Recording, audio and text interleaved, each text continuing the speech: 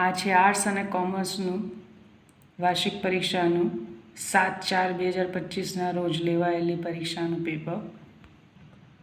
બહુ લાંબો વિડીયો તમને નહીં મળે, મેં ડાયરેક્ટ આન્સર ઉપર ફોકસ કર્યું છે.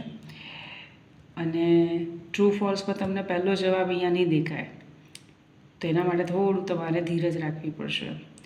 ચોથો, પાંચમો, છઠ્ઠામાં એક વિદ્યાર્થીએ તરત જ જોયફુલના ઓફુલનું ડ્રેડફુલ આવે છે. એટલે ઘણી વખત આમ ફટાફટ પ્રાસ મળતો હોય ને આપણે ઉતાવળ કરીએ એવું નહીં કરવાનું, બરાબર.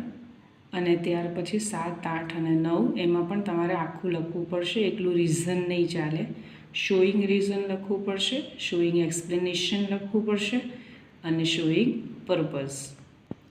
એટલે હું એક્સપ્લેન નથી કરી રહી, પણ તમને આન્સર્સ ડાયરેક્ટ પ્રોવાઈડ કરી રહી છું. બહુ લાંબો વિડીયો તમને નહીં મળે. વર્ષ દરમિયાન હંમેશા આના અમે વિડીયો બનાવતા જ હોઈએ છીએ, એક્સપ્લેન કરતા હોઈએ છીએ કે શા માટે આ જવાબ છે ને પેલો જવાબ નથી. એટલે અહીંયા માત્ર આન્સર ઉપર મેં ફોકસ કર્યું છે. Then you can also see section B, પેરેગ્રાફમાંથી સવાલ જવાબ. એ પણ એટલા બધા અઘરા રહ્યા નહોતા. વિદ્યાર્થીઓનું મેં વ્યૂ લઈ લીધા છે, આર્ટ્સ કોમર્સના પણ. ફકરામાંથી સવાલ જવાબ લગભગ કોઈએ છોડ્યા પણ નથી અને છોડાય પણ નહીં. એકંદરે પેપર સહેલું જ હતું. કેટલાક વિદ્યાર્થીઓને લાંબુ પેપર લાગ્યું હશે, લખવાની આદત નથી, મહેનતની આદત નથી. એટલે શું થાય, સેક્શન સી પણ એ લોકોને મોટો લાગ્યો કે ફકરા મોટા મોટા ને શોધવું પડે. અચ્છા, હું આમાં તમને કહી દઉં, 32ની અંદર જિંજરલી આન્સર છે કેરફુલીનો અને થ્રેશ છે બીટિંગ હેવીલીનું. પણ જો કોઈ જેન્ટલ શબ્દ લખે કેરફુલીમાં તો શિક્ષક ઈચ્છે તો એને આન્સર રાઈટ આપી શકે છે. પછી છે સમરી રાઇટિંગ, એમાં અડધો પેરેગ્રાફ અહીંયા આપ્યો છે અને અડધો પેરેગ્રાફ અહીંયા. સરસ છે, આ પણ એક સરસ સ્ટોરી છે. તો તમે એના આધારે તમારે ટાઇટલ અને પછી સંક્ષિપ્તીકરણ કરી શકો છો. પછી છે ન્યૂઝ ક્લિપિંગ. ન્યૂઝ ક્લિપિંગના ક્વેશ્ચન્સ પણ સરળ જ છે. દેન પોએટ્રી ઉપરથી, કવિતા ઉપરથી સવાલ જવાબ જે છે એ પૂછવામાં આવ્યા છે.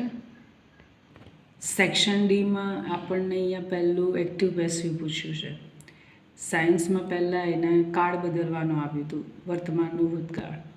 પછી એક્ટિવ પેસિવ હતું. અહીંયા આપણને પહેલાં એક્ટિવ પેસિવ પૂછ્યું છે. મેં બહુ જ કદાચ તમને ઝીણા અક્ષર દેખાતા હશે, સ્ક્રીનશોટ પાડીને તમે ઝૂમ કરીને જોઈ શકો છો. અને અહીંયા 43માં વર્તમાનનું ભૂતકાળ કરવાનું આપ્યું છે, તો એના અકોર્ડિંગ મેં ચેન્જીસ કર્યા છે. એમાં એવું હોય તો સ્ક્રીનશોટ પાડી અને પછી ઝૂમ કરીને જોઈ લેશો.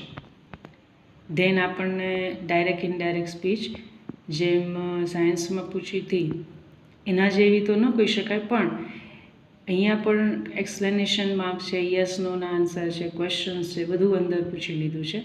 અને આ પણ અઘરું નહોતું. મહેનત કરી હોય તો ડાયરેક્ટ ઇનડાયરેક્ટ ખરેખર બહુ સરસ પૂછ્યું હતું. ખેર, આગળ વધીએ. પછી તમને 45, 46નો આન્સર દેખાશે. પછી આગળ 47નો પણ.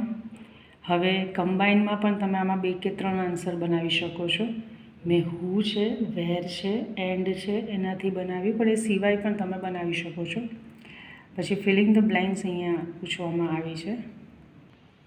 અને એટલું સરસ ઇન્ફોર્મેશન ટ્રાન્સફરમાં તો એટલું બધું લાંબુ પૂછી નાખ્યું છે કે આમાં 80 વર્ડ્સ નહીં, તમે ઈચ્છો તો આખો નિબંધ લખી શકો. બહુ સરસ આ વખતે ઇઝી પેપર, છોકરાઓ લગભગ ખુશ થઈ ગયા હતા. પછી નિબંધ છે અને એમાં મોટાભાગે લોકો સ્પોર્ટ્સ ઉપર લખવાનું પસંદ કરતા હોય. 1-2 વિદ્યાર્થીઓ મળી ગયા હતા, એમણે કીધું હતું કે મેં મારી ફેવરેટ બુક ઉપર લખ્યું છે, તો ઇટ્સ ઓકે.